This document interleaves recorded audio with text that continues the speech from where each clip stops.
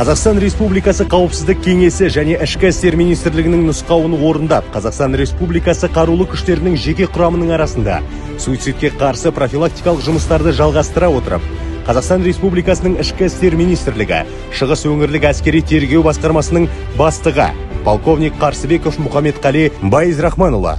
қарамағындағы жедел бөлім қызметкері аға жедел уәкіл майор Уалхан Ернар Бейсенғалиұлы және Шығыс өңірлік әскери тергеу басқармасы Аягөз бөлімінің аса маңызды істері жөніндегі аға жедел уәкілі майор Байзаков Айдос Маратұлымен бірге Семей қаласынан 600 шақырым қашықтықта орналасқан Қазақстан Республикасы ұлттық қауіпсіздік комитеті Үржар ауданы бойынша шекара басқармасына іс-сапармен барды.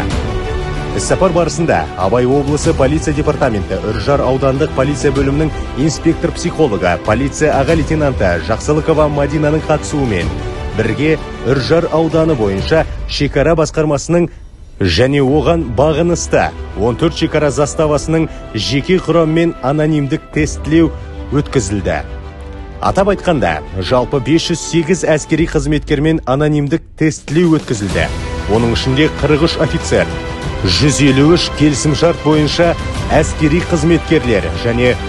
313 мерзімді әскери қызметкерлер қатысты. Сонымен қатар сауалнама өткізу барысында шекара бойынша орналасқан заставалардың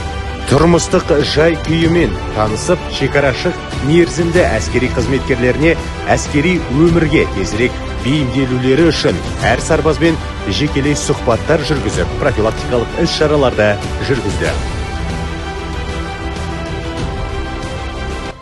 В целях искоренения суицидальных проявлений, а также уголовных правонарушений в воинской среде нами, сотрудниками военно-следственных органов, на постоянной основе проводятся профилактические мероприятия на отдаленных участках государственной границы, в том числе с привлечением психологов для нормальной адаптации военнослужащих срочной службы в воинской среде,